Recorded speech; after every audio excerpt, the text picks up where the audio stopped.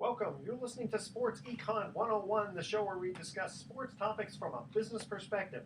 I'm your host, Edward Brown, along with my co-host, well-known sports radio personality Bruce McGowan, and Vern Glenn of CBS affiliate KPIX-TV in San Francisco. Today's show is going to be awesome. We have the Oakland A's general manager, Billy Beane. He usually doesn't give too many interviews, but we have a little special in with him. And it's going to be excellent because we're going to be talking about the movie Moneyball, and also about why the A's are one of those teams that is so good, but nobody seems to know who their players are. And we're also going to ask him about how he's able to negotiate so well a good championship team on one of the lower payrolls. We're also going to ask him about how does he get the camaraderie among the players? Why is it such a fun place to play in Oakland? And also, Billy has a passion for soccer, so we'll get into that a little bit with analyzing statistics. And when he looks at players, how does he look at for the long term? At each commercial break, we're going to be asking sports trivia questions, and the first 3 emails with the correct answer are going to win a free 3-day, 2-night stay at the Lighthouse Resort. And the vacations are free. Their only request is a $75 cleaning fee to cover housekeeping expenses. The vacations are not sponsored by the radio station, but by Lighthouse Resort and Marina. And you can also listen to Sports Econ 101 on iHeartRadio, TuneIn Radio, Sports Byline USA, and CRN. We are going to spend pretty much the whole time with Billy Beane of the Oakland A's as the general manager. Fortunately, he's going to give us a lot of time. Really appreciate that. This segment of Sports Econ 101 is sponsored by Pacific Private Money, providing mortgage investments that are currently yielding 8% or more. Secured by real estate, it doesn't get any more conservative than that. You can check them out at pacificprivatemoney.com. If you have any emails, you can email Edward at sportsecon101.com, and we will get back to you. And don't touch that dial. You're listening to Sports Econ 101. We will be right back with special guest Billy Beane. Okay, all right, here we go.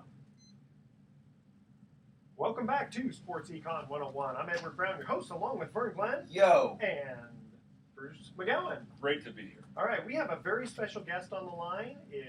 He actually needs no introduction, but I'm going to introduce him anyway. Billy Beane, the Oakland A's general manager. Let me tell you something. This is a heavyweight guest right here. Billy, welcome to Sports Econ 101. Thanks, guys. Good to hear from you. It's been a while with both of you. I've run into Vern a little bit, but I haven't seen Bruce in a while, so it's always great to be wanted. And I can tell you this, he's the only one in this conversation that's got Brad Pitt on speed dial. that actually brings me to my first question here. So, Billy, I'm sure the audience wants to know, how accurate was the movie Moneyball? Well, here's all the parts that they liked were completely accurate, and all the ones they didn't like were it's one of those questions you actually get all the time, and it's almost impossible to answer. But I thought they did a really good job with a lot of the stuff. And now I think some scenes they had to consolidate, for movie purposes. But I thought they did a really good job of sort of capturing what it was like. Obviously, some of the dialogue they actually took directly from. Some of the things in conversation, but obviously a lot of the dialogue they had to create. But I thought the scenes in general, they did a real good job of capturing the time period and what was going on and what we were trying to do and the challenges that we had. I particularly like the 8 seconds that my voice was actually in. Hey, Billy, I was going to ask you, you get these players that a lot of us who are listeners out there listening to this show right now, they don't know that much about these guys, so to them it's, who are these guys? And yet, I know that the hardcore baseball person is very familiar with Josh Donaldson, with Derek Norris, with Brandon Moss. These guys are not strangers to the game.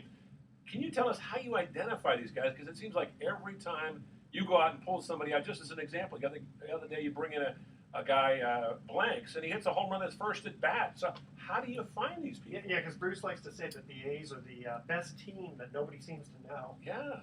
I mean, we kind of take pride in that a little bit, and, this has been a great platform and a jumping off point for some great players around the league. So as far as identification, I mean, we're pretty, we've been pretty committed to some of our quantitative analysis for a long, long time, much to the chagrin of some people, but we found that to be the best operating procedure and the one that gives us the best predictability when we are acquiring players. It's not perfect, just like any system, but it does provide a template and a process of discipline that seems to work for us in our marketplace. How much do you kick the tires on these players before you bring them on in? Because when we see them, I mean, they're young, they're hungry, and then we're out when they put the uniform on. I mean, they're flat out going for it, as opposed to say maybe the guy that's been around 15, 20 years, kind of has a routine about it. Exactly, you got to keep them hungry. These guys are a bunch of jackrabbits that just go right after it. Well, in many cases, this is either guys have not received the opportunity that they're receiving here, so they're interested. Athletes are self-confident people, and many of them just want the chance to show what they can do. And if they haven't had that chance with somebody else, they're excited to have it here. And in many cases, they're young players that we may bring up through the system. And I think most young players, when they first get up here, are pretty excited. The other thing too is we also give them a chance to fail as well. We're not one that once we give a young player a chance or somebody, we stay pretty committed to them for a while to give them the opportunity to both succeed and fail, because that is part of the process. If you pull the plug on somebody, with their first failure, well, it's probably never going to succeed. But we are pretty patient once they get up here, and I think the guys realize that. And therefore, they play to the best of their ability. Yeah, I'm going to say, to me, the most remarkable thing though is your pitching. You lose A.J. Griffin, you lose the other guy who was last year your best pitcher, probably Jared Parker, and the A's pitching is still. Bartolo Colon. Yeah. Bartolo Colon is moved on to the Mets. He's not really pitching very well over there, but I mean, you've got a team that hasn't seemed to have lost any bit of your stride in that department, and also your closer that you got in the offseason. Johnson has been moved out of that position, yet the A's pitching has still been fairly dominant. Yeah, they got that next man up mentality. Yeah. Somebody goes down, and the guy steps in, and like, they don't even miss a beat. That's why they got to have 1-year contracts. You always have to be earning your Well, I'm meals. sure That's how it was in the old days. I'm sure Billy would agree with that, but how does that happen, Billy? Is it just that you identify, you mentioned the template and the philosophy that you've had for a while, but how do you identify these guys? I mean, give us an example, like a Josh Donaldson, who was Converted catcher. Yeah, converted catcher. He's one of the best young power hitters in the game today. Yeah, well, Josh has been a great story, but our interest in Josh goes all the way back to his amateur days at Auburn. He was a guy that we really, really liked out of college, and he was a catcher/third baseman at Auburn. And the year he was drafted, we were hoping we could draft him in the second round. As it turned out, Chicago jumped up and grabbed him in the comp round right after the first round. And so we thought we lost our opportunity. And then when we had the Harton trade, Josh has always played well in the minor leagues, except for the small moment in time, which was during the time of the Harton trade, and he was struggling at the beginning of that season, and we saw that as an opportunity to add him in the deal. And as soon as we acquired him, he took off even in the minor leagues. He'd always played really well in the minor leagues, and we knew he could at some point. At first it was catching was the interest to us because we still had Eric Chavez. And when Sizemore went down that year, the very first day of spring training, immediately I remember jumping on the horn and saying, "Listen, Donaldson's got to go back to third. He's the only line of defense we've got after now that Sizemore's down." And he started the year. He actually played great defense. He struggled a little bit with the bat, and we signed Brandon Inch, who had a great year for us. And Brandon went down, and then Josh was playing great at AAA, and I remember saying to Bob, I said, "Listen, we got to give this guy a chance. If we don't, somebody will, and we're going to regret it." And fortunately, we did, and he's done really pretty much done nothing but take off since that moment when he took over for Brandon 2 years ago, or a year and a half ago. Hey, Billy, it always seems like you always have to be looking over your shoulder. Teams coming in to steal the players. Or steal him. Well, Billy's got now. You got a piece of the team now, don't you, Billy? A small piece, but you are invested in the team. You're going to be there for the long term. Yeah, you're stuck with me for a while. Well, I think this is my 26th year in the organization and 17th as a GM, and I'm like a pair of jeans, I guess, that you don't ever want to get rid of. They kind of fits for me, and maybe vice versa. So that being said, I love working for the A's, and I love being here. I love living in the Bay Area, and so I feel like I'm a lifer, whether anybody likes it or not. Yeah, I think little known fact, Bob Melvin was the manager of the A's. He used to play for the Giants. Didn't you guys, when you were with the A's, didn't you guys play against each other? Me and Bob had come up, the same time, and we played against each other. I mean, Bob was a better player than I, but we had run. He was even came up with the Tigers actually originally. I think it was, the Tigers. And so our paths had crossed as players, and where we really started to develop a relationship was he was the manager in Seattle, and he was the guy that I just liked the way he operated. He was a bright guy. I thought he had a real good demeanor about him, which I think is really important for the position. I thought he was great with the press. The players seemed to like playing for him, and he was a cerebral guy. So our relationship actually started, really our real professional relationship started when he was a manager in Seattle. And we would talk, and we had a chance when we crossed paths. And I always sort of kept it in the back of my mind. And when we hired him, I still to this day. It's not easy when you make a managerial change in the middle of the season to find a guy that you're, perfect fit and who's a long-term guy. Usually you hire a guy and it's that interim label because you want to see what else is out there at the end of the year. But with Bob, we were lucky that a guy of his caliber was available, but he was, and we've taken off since then. Hey, Billy, stay with us. We got to cut to our first commercial break, all right? And the theme is odd baseball facts. Odd baseball facts. I'm going to start off with this one here. Who played in 3 straight World Series for 3 different teams? Losing, then winning, and then losing again. I know this. Wow. I think I do. Maybe Okay. Billy knows this one. Where's Okay, the hold on. encyclopedia? I don't know. The first 3 emails with the correct answer win a free 3-day 2-night stay. My head hurts already. Okay, email Edward at sportsecon101.com the answer to this question. Who played in 3 straight World Series for 3 different teams? Losing, then winning, then losing again. Don't touch that dial. Sports Econ 101 will be right back with Billy Beane. Okay. There's one segment in the can. Reggie Sanders? Ooh. That's a good. I don't know. What do you got an answer for that one, Billy? My goodness, I'm like, really? I'm going to say something like Tito Landrum or something. Well, I remember Reggie Sanders, I believe, was with the Diamondbacks in 01 when they won. I know he was with the Giants in 02 because he was watching Scott Spezio's homer go over his head in Game 6. And then in 03, no, he wasn't with the Marlins. So maybe. What about 2000? What about goodness, 2001 You don't want to be 02? somebody obscure. It's obviously not a star if they've used 3 different teams in 3 years. No, but you'll have heard of him. You know, it's funny. It's funny, Billy. I remember you playing, and I thought you were a better player than what your statistics showed. Because I remember kind of go, all right, Billy Beane's up the bat, And no, serious. I'm not trying to stroke your. That's the beauty of numbers. They really, at the end, don't really lie. So if I created that impression, then I was successful. Yeah, that's true.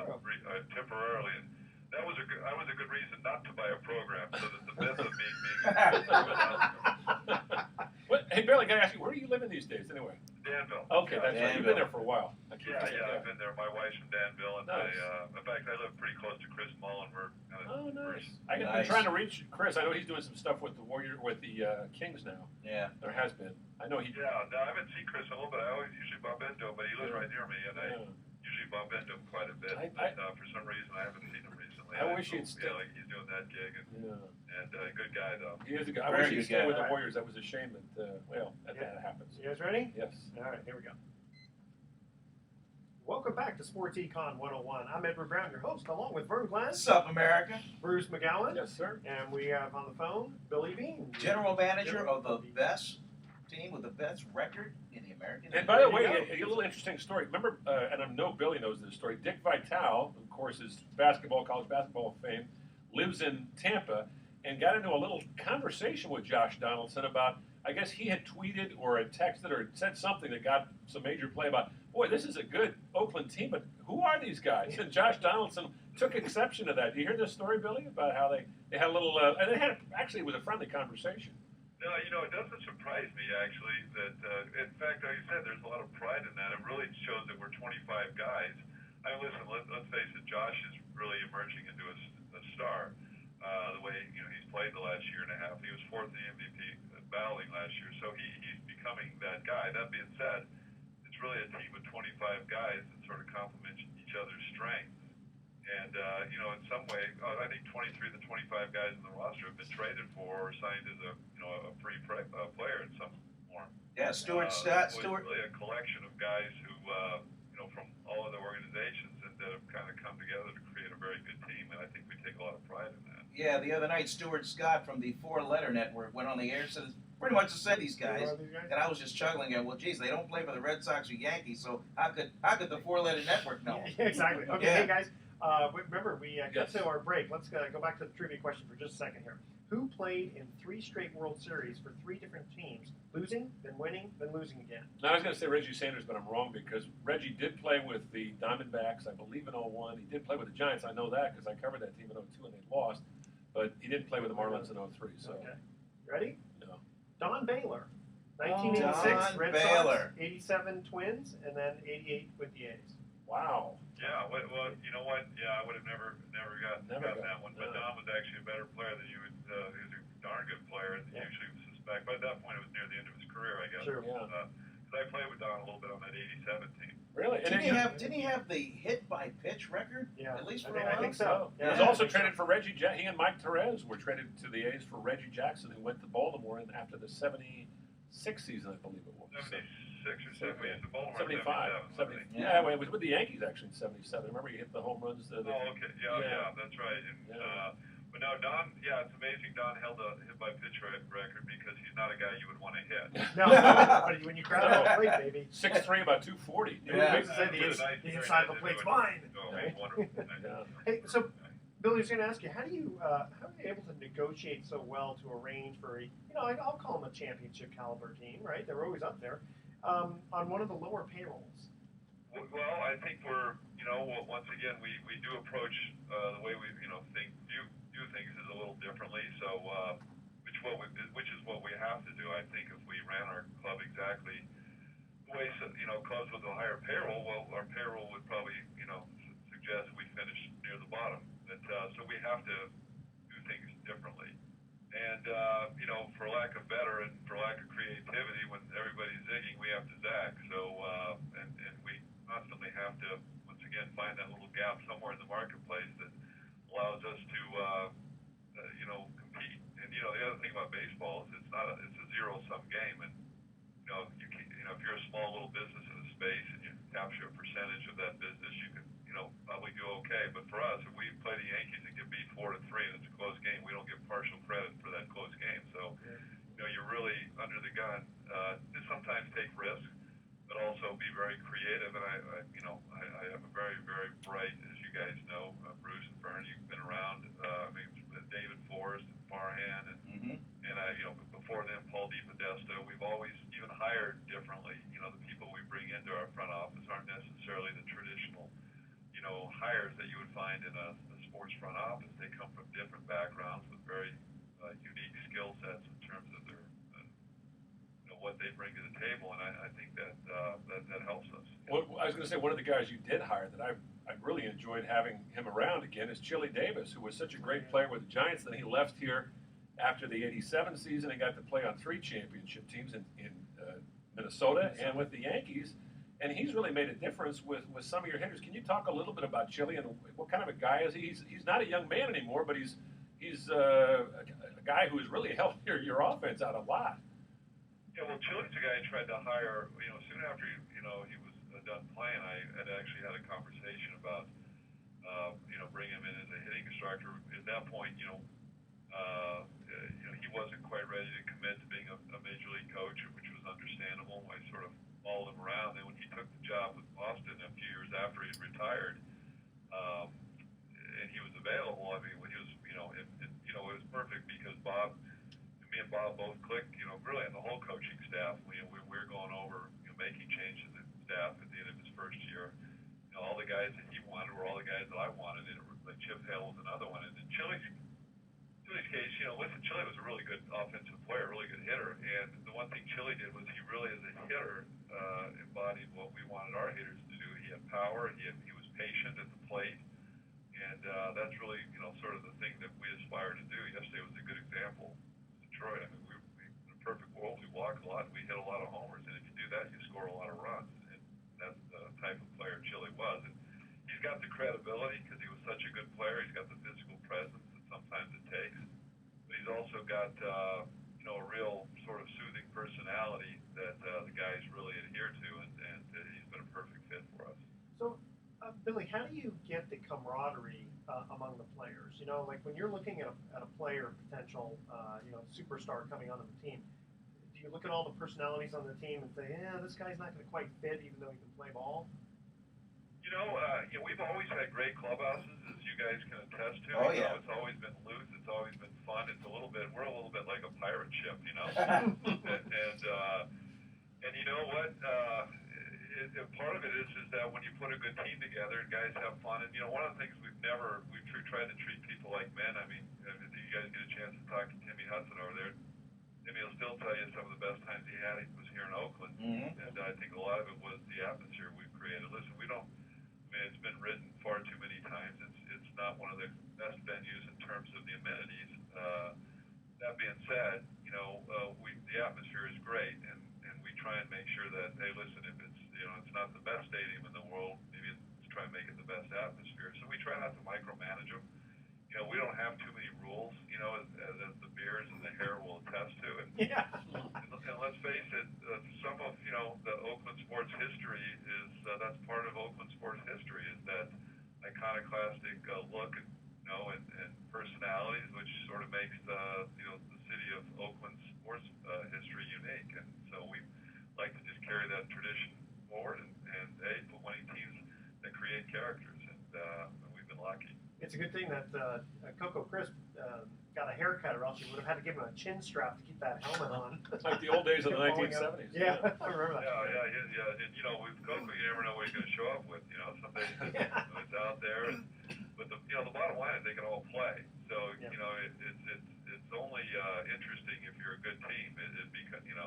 And the fact of the matter is they let their playing speak first, and then they let their personalities come out by virtue of winning games and having people want to watch them. So it's a good combination. Yeah, my only disappointment with you, Billy, is you were unable to negotiate a way to get George Michael to show up at the Coliseum to perform "Careless Whisper," which is the viral walk-up music for Josh Reddick. That's true. Now, you know what? Hey, listen, stay tuned. Yeah. All right. We got the guy from Weekend at Bernie's 2 years ago. That's true, the Bernie Lean. Yep, yeah. So you never know. We always have a little bit of a niche following, not just really in the Bay Area, but around the country and sometimes around the world. I mean, sometimes it's kind of chic to be an A's fan because we are a little different, and and I find that when I travel quite a bit that I'll see. I remember I was in Europe once. We were walking in Munich, and the guy had an A's hat on, and I wanted to run up and start hugging him. And where he found that, and why was he an A's fan? So, we've always had, we got a hardcore fan base, and we also got a bit of a, fan base outside the borders here because of the uniqueness of the franchise. Hey, Billy, before we let you go, I got to ask you, right now is kind of a golden age for Bay Area sports once again. I mean, the 49ers on the verge of winning every year. They're coming very close. The Giants have won 2 World Series. The Warriors are coming back. The Raiders seem to be making the right moves. The Sharks are always in the playoffs. Does that kind of help you a little bit? I know you're not paying close attention to what the other teams in the area are doing, yet at the same time, you're not impervious to that because you're picking up the paper every day and reading about it. Well, I actually don't pick up the paper every day and read about it. I do follow the Bay Area sports, and you're right. I mean, listen, I say this with a tremendous amount of respect. The whole, me and Brian's career have been almost about the same time, Brian Sabian, that is.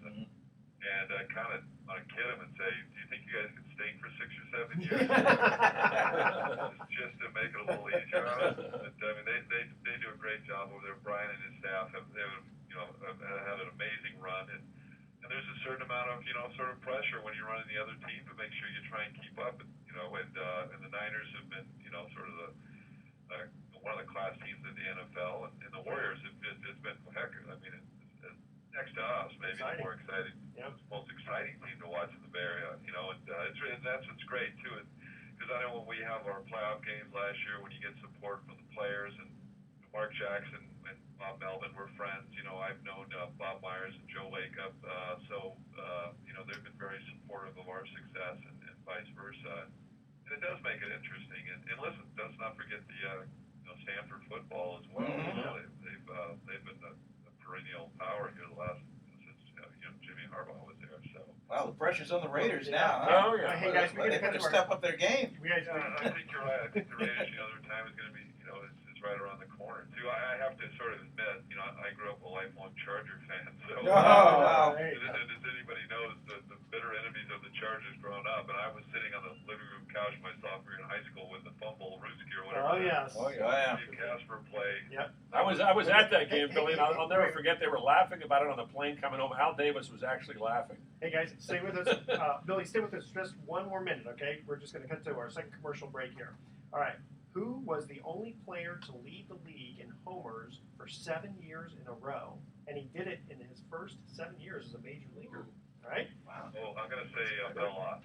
No, hold on, wait. We got to cut for the commercial break. All right. Don't touch that dial. You're listening to Sports Econ 101 with our guest, Billy Beane.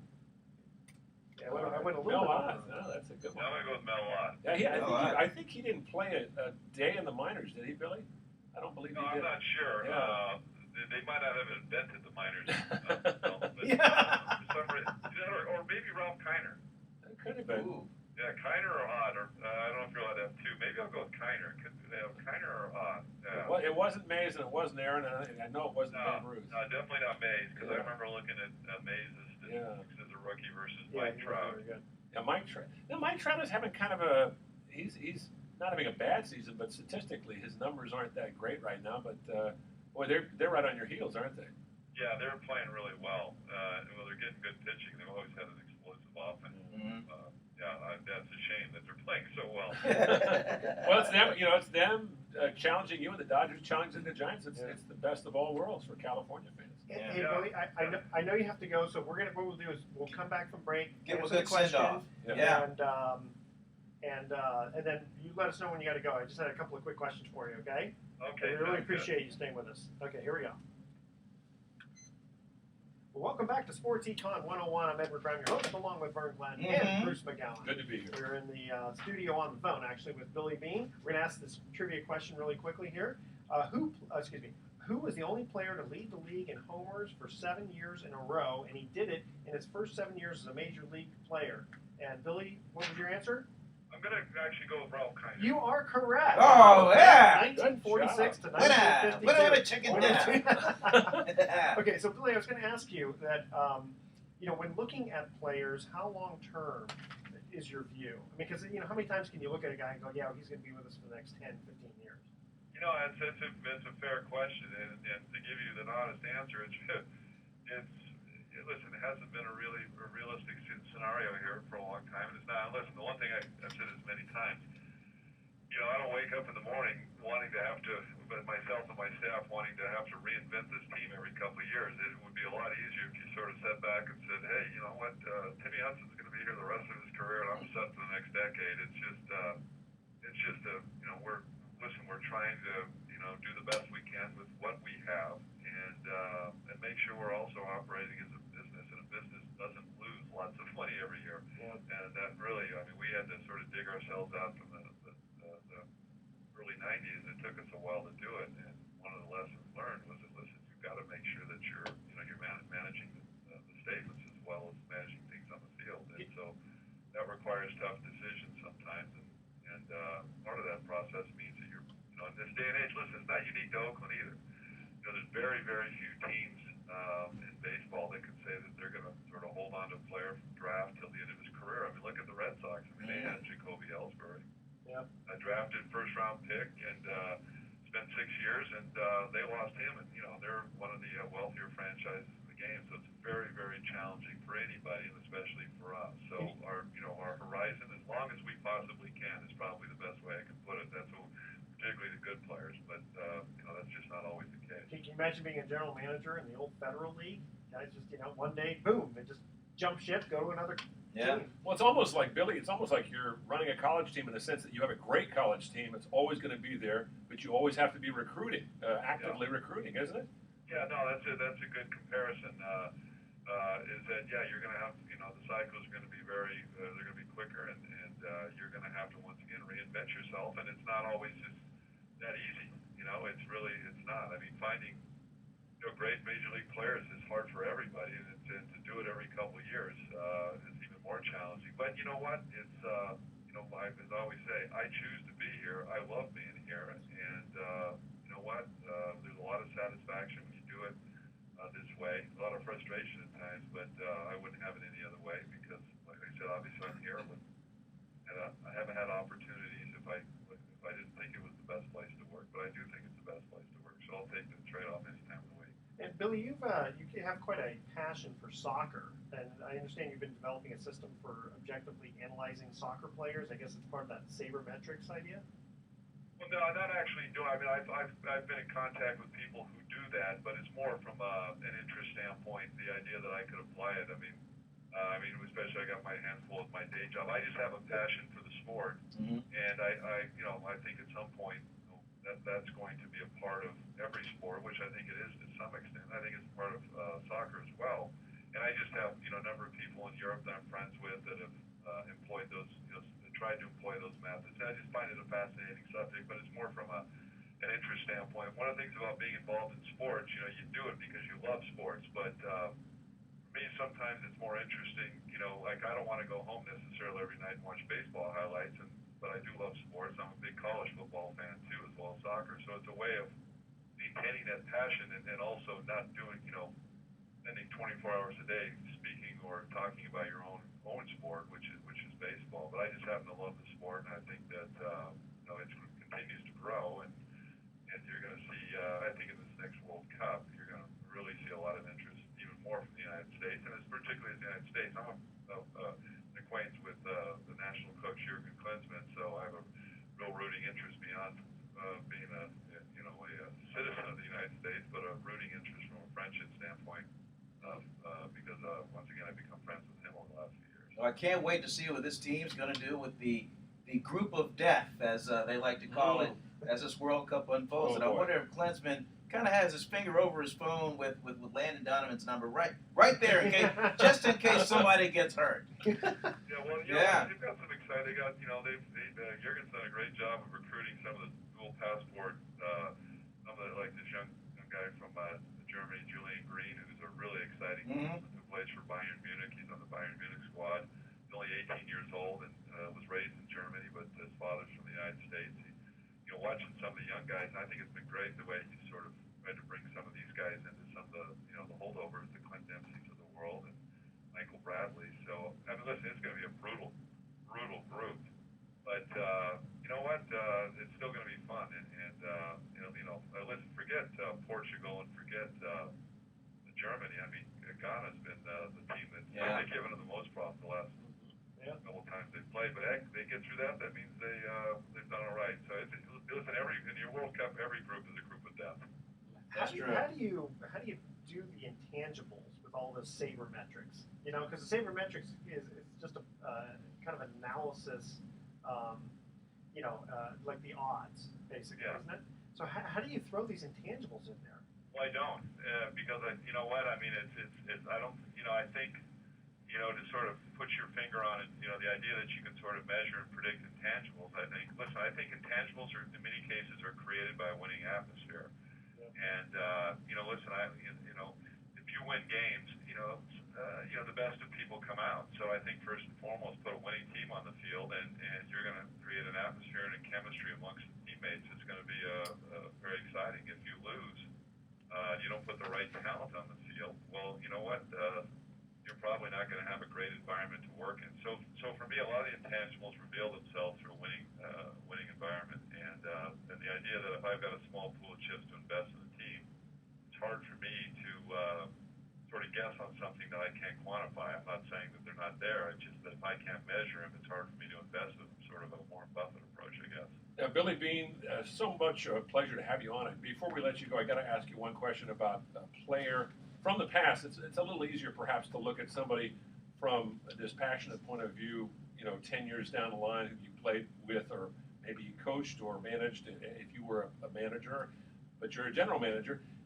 A guy that I'm thinking of is a Miguel Tejada, who was such a special player to your team, and I know he was kind of the heart and soul, along with Jason Giambi, of some great teams in the early aughts. But can you just tell us a little story about Miguel? Because I know you guys were real close, and I remember the last game he played with the A's. It was against the Red Sox in the playoffs. The Red Sox came from behind, beat you guys, and he was really upset. And I remember you taking him off and comforting the guy, and there was a lot of emotion there. Just, the relationships that you develop with these people, that's what I think maybe you enjoy the most. Talk a little bit about that, if you could. Yeah, well, Miguel, as everybody knows, he was just as wonderful off the field as he was on the field, and he was the same person in the clubhouse as he was the smiling, happy guy. He just was a really energetic guy to be around. He was just always a smile. I remember the other thing. I remember one time, actually beyond that, I don't know if it was when he first came over. He didn't speak great English, and he was just such a good person, and he bought a car that somebody just totally ripped him off on a car. And I remember getting on the phone and unraveling the car deal. Yeah, because it was just an egregious, taking advantage of the guy. And with a guy like Miguel, you wanted to do those things. And there's a certain when Miguel signed with us, he was a young man. He didn't speak the language, he learned very quickly. But he came over, he got to the major leagues quickly, and when he came, I remember, in fact, I visited his home where he grew up in Bondy, which is about an hour outside Santo Domingo, and to see what he became and the type of person, he always was a great person, and so you feel a certain amount of, protection, I guess. You feel like, at least in my role, is probably, at the time, I remember being really mad when I found out about this car deal that, that somebody had taken advantage of, and you mentioned the Boston thing. I mean, it's hard not to feel personally involved with some of these guys. And now I'm a little older now too. I'm 52, and a lot of these guys, I was pretty young when I took the position, and I'm probably a lot closer to the players then. A lot of it was because of the age. Now the guys coming up some of them are younger than my oldest daughter, so I would turn into a little bit of a nerd at this point. But at that point, I was probably cool enough to hang around with. But yeah, Miguel was, gosh, I mean, you could go on. I mean, there's so many stories about Miguel, and I remember actually him and Xavi both being up, and when they were rookies, actually, Miguel came up before. He was actually the first of the guys to come up, and I remember he'd made a couple errors in Toronto, and he was really, really down, and the guy who really was good for Miguel was Ron Washington. Oh, Wash. Yeah, Sweet was here, and Wash really just worked. And Miguel was a tireless worker to begin with, and just kept repetition, and had complete faith in the kid. And we had, in the front office, we had faith in him too. And just to see him improve in leaps and bounds and turn in, from a young kid who'd make mistakes, mental mistakes, to being an MVP. It was really satisfying to see that from a development standpoint. And Xavi was the same way. Xavi was almost like a little brother to me, because he went to the same high school I did, which sort of created six stories in itself, because he always looked at me a little differently because we were from the same neighborhood, but I had to remind him at times that I was the general manager. I think one time when he was 19 or 20, his first year in the big leagues, he was talking to me like we were back home, and I think he dropped a dude on me. And I was like, that's Mr. Dude to you. I'm not dude anymore. We really developed, me and Xavi as well developed a really, and even to this day, we'll text each other, and these guys are people that are, major part of my success, to be honest with you. I mean, listen, the general manager is only as good as the players around him, so, I'm probably more gratitude to them than they should ever be to me, because it's their talents that really have allowed me to have a career that I'm very happy with, and has taken care of my family.